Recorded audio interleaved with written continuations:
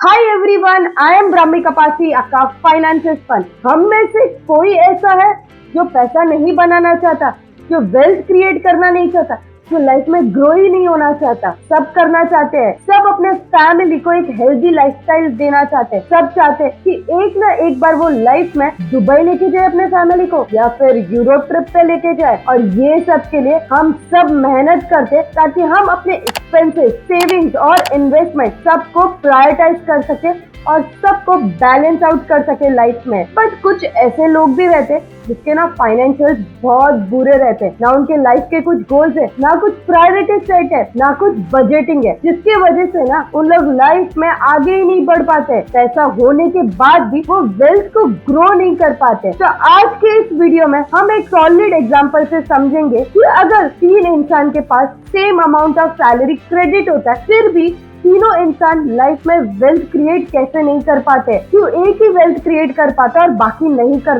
पाते। So let's get started. आज के वीडियो में हम बात करने वाले 3 बंदे के बारे में। एक है राजू, एक है राज और एक है राजा। अब ये तीनों बंदे ना माइंड ब्लोइंग सैलरी कमा रहे, that is 50,000 rupees per month, वो भी at the age of 22 years. आप 22 ईयर्स के थे तब आपने कितना सैलरी कमाते थे, कमेंट में जरूर बताना। 50,000 पर मंथ, तो सोच लो कितना इन्वेस्टमेंट इन लोग स्टार्ट कर सकते हैं। जब उन लोग ने अपना करियर स्टार्ट किया, 50,000 रुपए से स्टार्ट किया, तो इन्वेस्टमेंट भी तगड़ा होना चाहिए ना। लेट्स चेक आउट कि किसने कितना वेल्थ बनाया। ये जो राजू था ना, वो एकदम डम था, फिर भी उसका लक बाई चांस 50,000 का सैलरी पैकेज मिल गया पर मंथ। अब ये राजू ना कुछ भी प्रायोरिटी सेट नहीं था इसके लाइफ में, कुछ भी गोल्स नहीं थे, कुछ भी एक्सपेंसेस नहीं थे, और 50,000 रुपया कमाने के बाद भी इसके ना डेट्स बहुत ज्यादा थे, और डेट्स वो टाइमली पे नहीं करता था, और हार्डली ये कुछ 1000 रुपया सेव कर पाता था, वो भी सेविंग्स अकाउंट से, जहाँ पे 4 से 5% उसको रिटर्न मिल जाते थे, वो भी फिक्स्ड इंटरेस्ट पर ईयर। तो आप ये सोच लो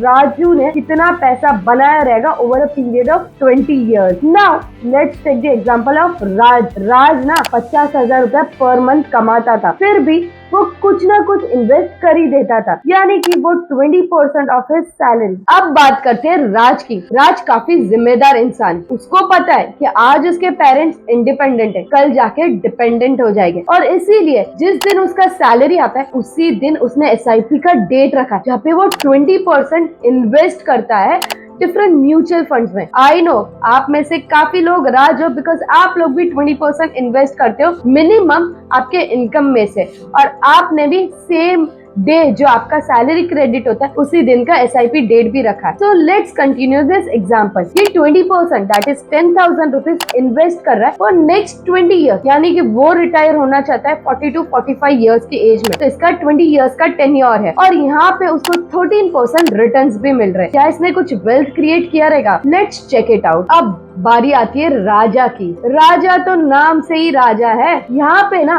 उसकी सैलरी भी 50,000 है पर मंथ, बट वो काफी स्मार्ट है, जस्ट लाइक मी। वो क्या करता है पता है? उसको पता है कि कल जाके उसको शादी करनी है, अच्छा खासा प्लान करना है हनीमून के लिए, अच्छे खासे टूर्स पे जाना है उसको अपने वाइफ के साथ, और बच्चे की भी प्लानिंग करनी है, और इसीलिए ना वो काफी अच्छे से इन्वेस्ट कर रहा है। उसने at the age of 22 years 10% start किया इन्वेस्ट करना, बट वो काफी स्मार्ट है मेरे जैसा। उसने स्टेप अप SIP किया, जहाँ पे वो every year minimum 15% step up SIP करता है, यानी कि 10% से स्टार्ट किया था, जहाँ पे 10,000 रुपीज वो इन्वेस्ट कर रहा है, बट एवरी ईयर वो 15% से इंक्रीज कर रहा है अपना एग्जिस्टिंग इन्वेस्टमेंट, यानी कि फर्स्ट ईयर में एवरी मंथ 10,000 इन्वेस्ट करेगा, और नेक्स्ट ईयर से एवरी मंथ 15,000 इन्वेस्ट करेगा, फिर नेक्स्ट मंथ से 15,000 प्लस 15% उतना इन्वेस्ट करेगा। ऐसा वो 20 ईयर्स तक के लिए कर रहा है। तो लेट्स सी कि क्या राजा सच में राजा बन पा रहा है कि नहीं।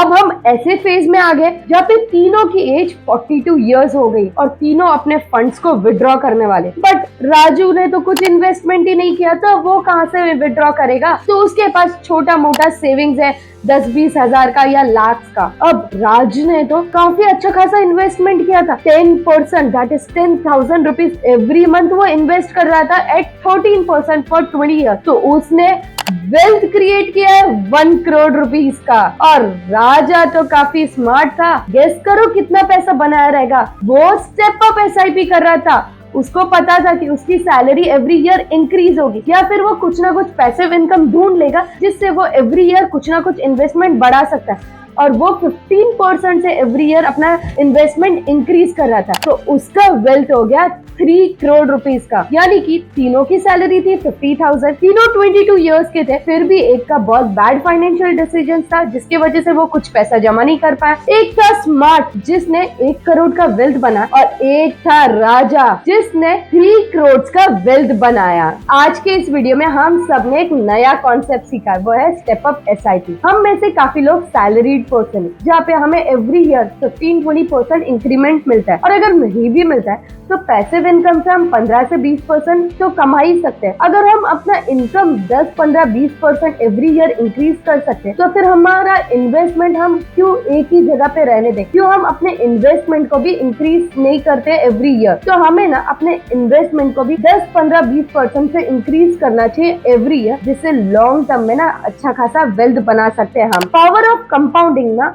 8वां अजूबा है दुनिया का। जो इसको समझ सकता है वो इससे पैसा बना सकता है, और जो नहीं समझा वो डूबते रहेगा। ये वर्ड्स है अल्बर्ट आइंस्टाइन के। तो अगर आपको भी पैसा बनाना है ना तो स्टेप अप SIP करनी चाहिए। Hope this video will help you make better financial decisions. Knowledgeable लगा तो लाइक, शेयर और सब्सक्राइब जरूर करना।